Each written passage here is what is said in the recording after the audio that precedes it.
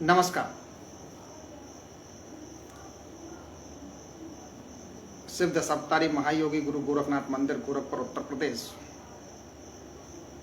अखिल ब्रह्मांड की छात्र धर्मनाथ संप्रदाय की सिद्ध एवं जागृत पीठ के पीठाधीश्वर परम पूज्य योगी दत्ताश्री आदित्यनाथ जी महाराज, माननीय मुख्यमंत्री उत्तर प्रदेश, आपके श्री चरणों में सादर दंडवत प्रणाम करते हैं।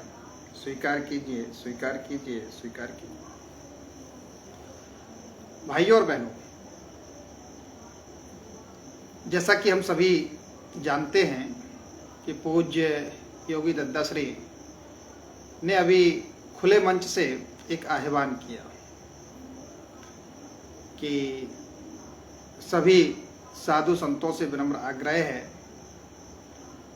कि भारतवर्ष के कोने कोने में जा जाकर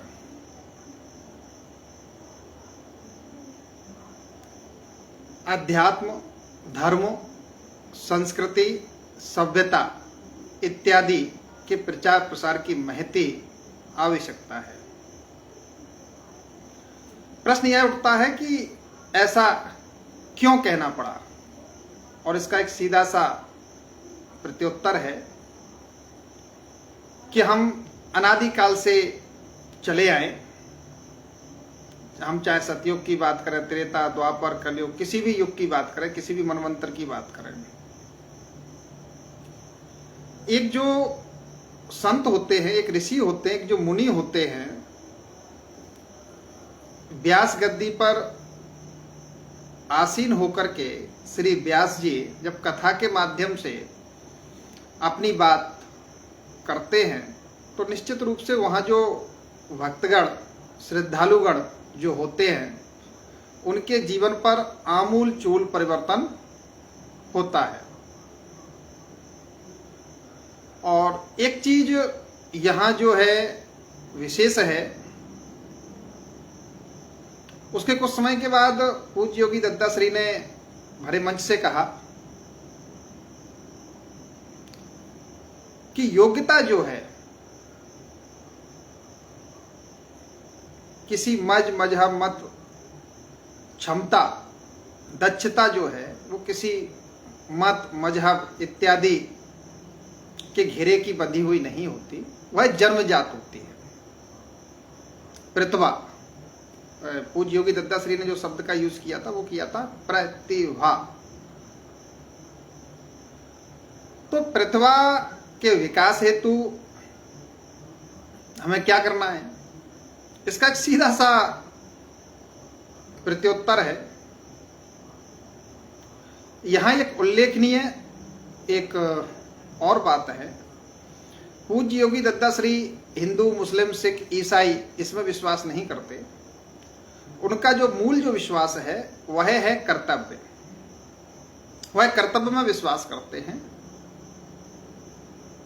तो उस कर्तव्य के अंतर्गत तो हमारे यहाँ एक जो विवाह जो संस्कार होता है, और विवाह संस्कार से लेकर के अंत्येष्टि तक 16 संस्कार होते हैं। यहां तक कि मध्य अवधि में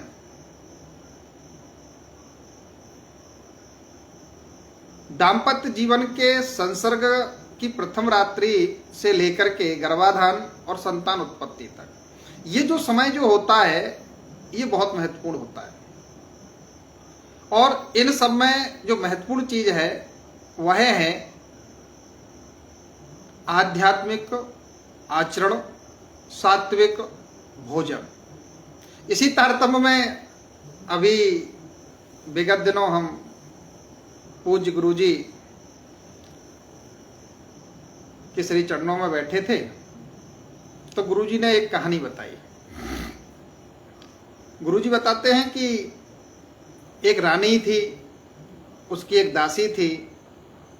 वो रानी और दासी जरूर थी, लेकिन उन दोनों में सहेली की भांति आपसी सामंजस्य, आपसी सौहार्द अद्वितीय था।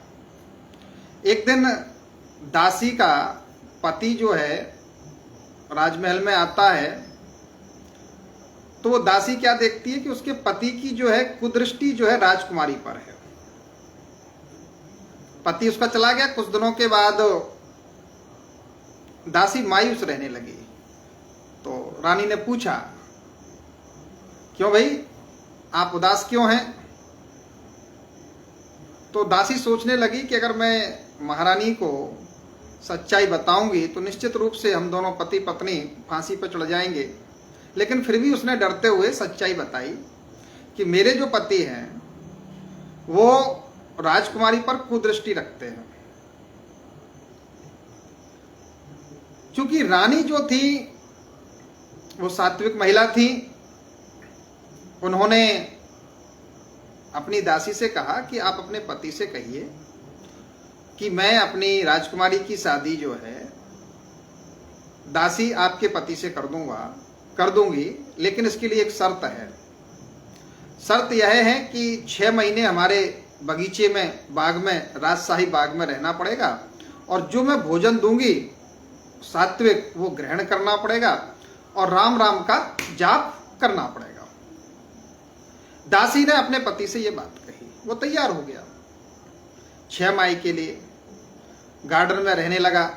जो सात्विक भोजन राजमहल से आता उसी को आए प्रसादी के रूप में ग्रहण करता और राम राम का जाप करता। मुश्किल से 15-20 दिन हुए होंगे कि उसकी जो कुदृष्टि थी वो धीरे धीरे सात्विक होने लगी। कुछ समय के बाद अब वो रानी को जो है मां के रूप में देखने लगता है और राजकुमारी को जो है वो बहन के रूप में देखने लगता है। तो ऐसा कैसे संभव होता है? और वो होता है अन्न से। आज चूंकि पूज्य योगी दद्दाश्री की भी सीमाएं हैं, वो एक सीमा तक ही कार्य कर सकते हैं, उससे ज्यादा वो नहीं कर सकते। मेरे गुरुजी की भी एक सीमाएं हैं, उससे ज्यादा वो काम नहीं कर सकते। मेरी भी कुछ सीमाएं हैं, उससे ज्यादा कार्य नहीं कर सकते। लेकिन जब पूज्य योगी दद्दाश्री माननीय मुख्यमंत्री उत्तर प्रदेश हैं, वो बड़े मंच से आह्वान कर रहे हैं पूज्य संत श्री चरणों में, तो मैं जगजीत सिंह राजावत, अंतर्राष्ट्रीय अध्यक्ष श्री गोरखनाथ संघ ग्वालियर मध्य प्रदेश कार्यालय से सभी व्यास गद्दी पर आसीन मठ मंदिरों में महंत, साधुगण, ऋषिगण, महर्षि, ब्रह्म ऋषि, कंदराओं में तपस्यारत, गुरु मंत्र की साधना में साधनारत सभी संत समाज के श्री चरणों में सादर दंडवत प्रणाम करते हुए स्वीकार कीजिए, स्वीकार कीजिए, स्वीकार कीजिए। और मैं भी उन्हीं पूज्य योगी दद्दाश्री के शब्दों को दोहराना चाहता हूं कि भारतीय सभ्यता, संस्कृति, अध्यात्म इत्यादि के संरक्षण हेतु आप लोग कृपा करके बीड़ा उठाएं।